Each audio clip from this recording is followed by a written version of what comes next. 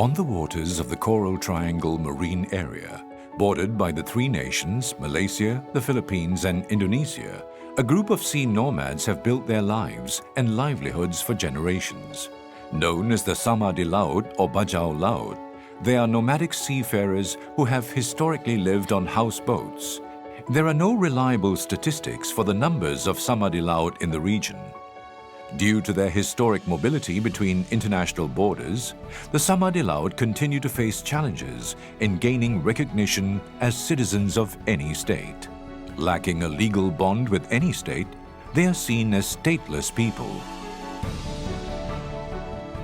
DHRRA was initially established in the 1970s.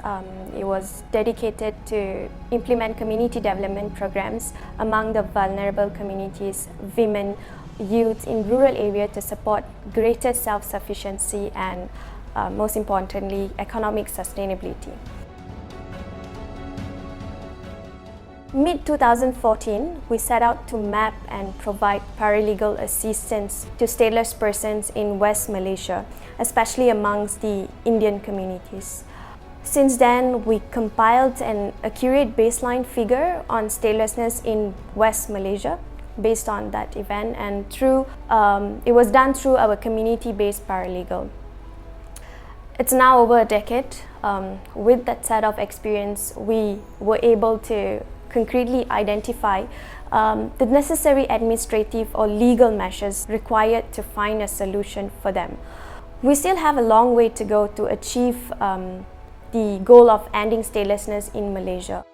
We wanted to observe the everyday realities of the Sama di Laut people who were living in one of the most poverty-stricken areas in Sabah. And along the way, we learned of their resilience and their ability to adapt to different forms of livelihood from the coastal areas, the movements, and how they were trying to adapt themselves on the land. As Lahadatu was highly populated, it provided the community with opportunities to collect income from recycle waste products, engaging in short-term employments without any sets of protections, of course. And many have chosen to abandon the traditional marine income as a result of increased security and environmental restriction established in the fishing areas in the coastal areas. Owing to their traditional sea nomadic lifestyle, the Sama are known to be skilled free divers and spearfishers. Using basic tools such as knives and homemade goggles, they make their living off the ocean, collecting seashells, pearls, sea cucumbers and fish to sustain their lives. Those who maintain the nomadic life only come ashore to trade their wares and buy necessities, including fresh water and boat fuel. As marine resources begin to dwindle and environmental and security limitations increase, fishing opportunities for the Sama di Laut communities have shrunk. Over time, their seafaring traditions have begun to fade, and some now choose to reside on stilt houses on coastal areas in Sabah in search of better lives for their families. There are no formal schooling facilities for Sama di Laut children, and some resort to begging on the streets to help their families. They are a common sight during the day, but disperse at nightfall to avoid authorities. With no legal documents to prove their identity or status, children of Sama di Laut roam the streets and remain vulnerable to arrest, abuse, and exploitation.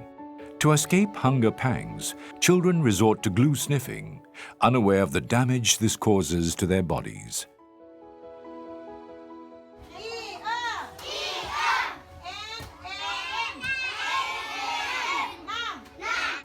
We have 3 teachers. When they first registered, they were about 80 to 90, but we have to turn down some because they just coming, not enough space, too crowded. So after 1 month or so, then we divide the 2 classes. Then slowly the attendance drop. Reason is some of them going to go back to Sampona. Some other parents don't want them to continue study. They want them to go to back or do other things. Unable to access state services as they are not recognized as citizens anywhere, they are beset by grinding poverty, poor health conditions, and limited education and livelihood opportunities. They are subject to negative and sometimes inaccurate perceptions from society at large. Although Sama di Laut were present long before international boundaries were established, they are not seen as belonging to any country, anywhere, much like their ancestors before them. They continue to survive invisible as the rapidly developing region leaves them further and further behind.